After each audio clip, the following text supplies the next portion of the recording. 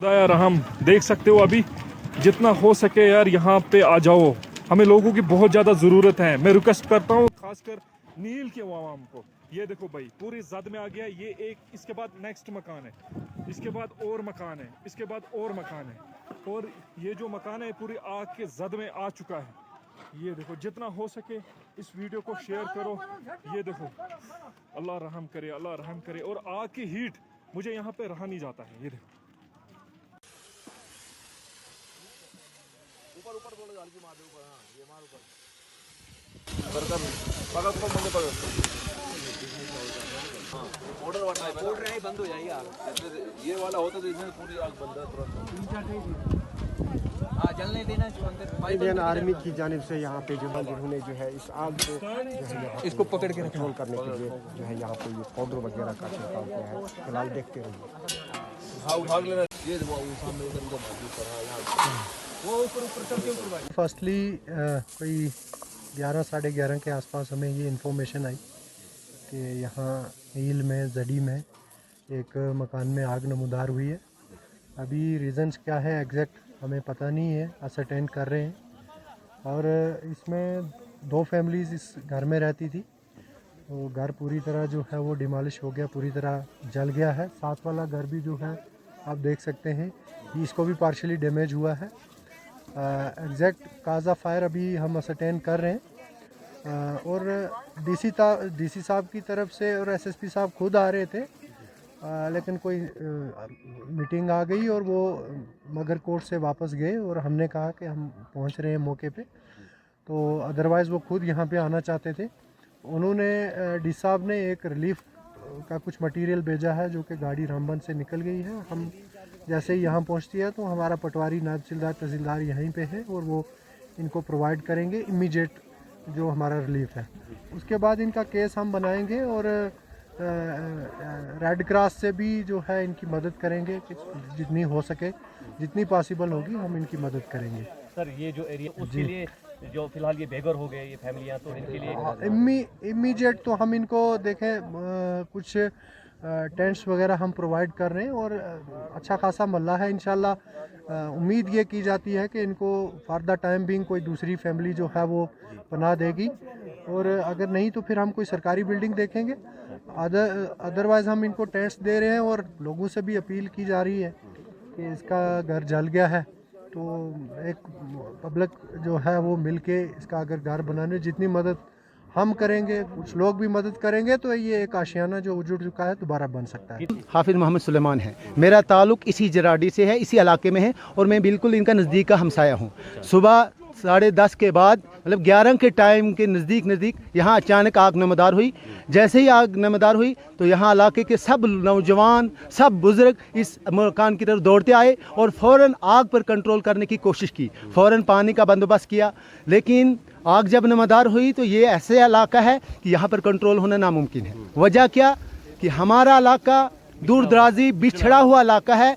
1947 से लेकर आज तक अगर इस इलाके की बात करें तालमी लिहाज से भी कुशादा मतलब गुजरा हुआ और सहूलियात से भी गुजरा हुआ, क्योंकि यहाँ कोई फैसिलिटी रोड की नहीं है। यहाँ कोई अगर बीमार होता है तो हम कंधों पर उठा कर ले जाते हैं, मुश्किल से उसका इलाज होता है, वरना रास्ते में डेथ होती है। तो आज अगर आग लगी, अगर यहाँ सर्विस एमरजेंसी फायर सर्विस होती तो हमें इतनी परेशानी नहीं होती। उसके अलावा यहाँ अगर रोड होता तो फ़ौरन फायर एमरजेंसी की यहाँ गाड़ियाँ पहुँचती, लेकिन रोड न होने की वजह से फायर सर्विस वाले पहुँचे तब तक कायम हो चुका था। हालांकि फ़ौरन फ़ोन आ गया नील टॉप से कि हम लाएं सामान, लेकिन ले जाने वाले कौन है? गोया फायर सर्विस का सामान लाया गया लेकिन पहुंचा नहीं। तो मोहम्मद रफ़ीक है।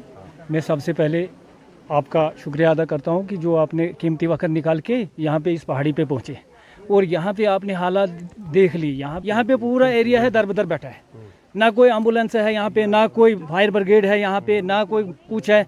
यहाँ पे सिर्फ ऑन सर्विस जो है यहाँ पे आर्मी कैंप लगा है और पुलिस है यहाँ पे, इन्होंने मदद की। बाकी हमारे पास में कोई लीडर नहीं, किसी का फ़ोन नहीं, किसी की गाड़ी नहीं भेजना, कोई मतलब नहीं। जो हमारे कुछ बंदे ज़ख्मी हो गए हैं, एक बंदा अंदर सोया है, दूसरा वो बंदा भी ज़ख्मी है, मान के चलो जिसका लॉस हो गया। एक तो चलो नौकरी कर रहा है, वो वहाँ पे वो ड्यूटी पे होगा। यहाँ पे कोई मतलब नहीं है किसी का सहारा कोई। यहाँ पे बर्फ़ गिरती है, 10 फीट गिरती है।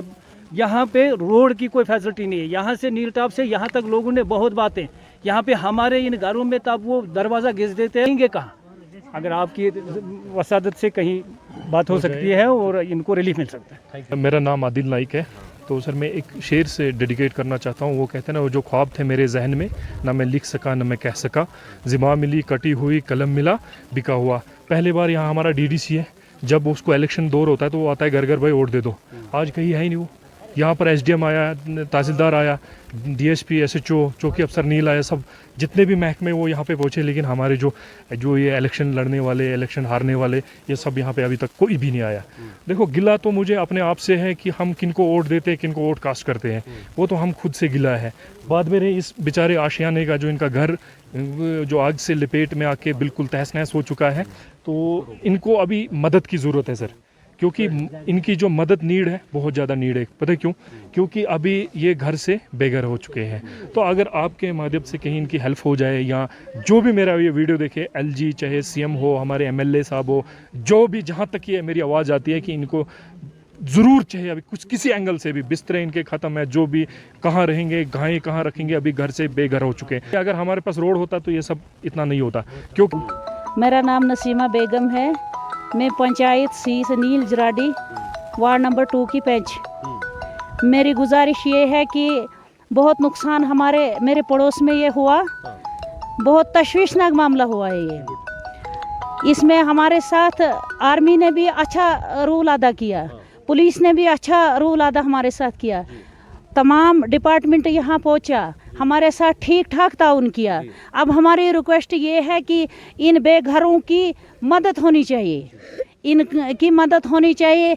एक मकान में 8, एक चूल्हे पर 8 बंदे हैं, एक पर 7 बंदे हैं। जिस चूल्हे पे 7 बंदे हैं वो बिल्कुल खाली हाथ से, न ही कोई मुलाजिम है, न ही कुछ मजदूर आदमी है।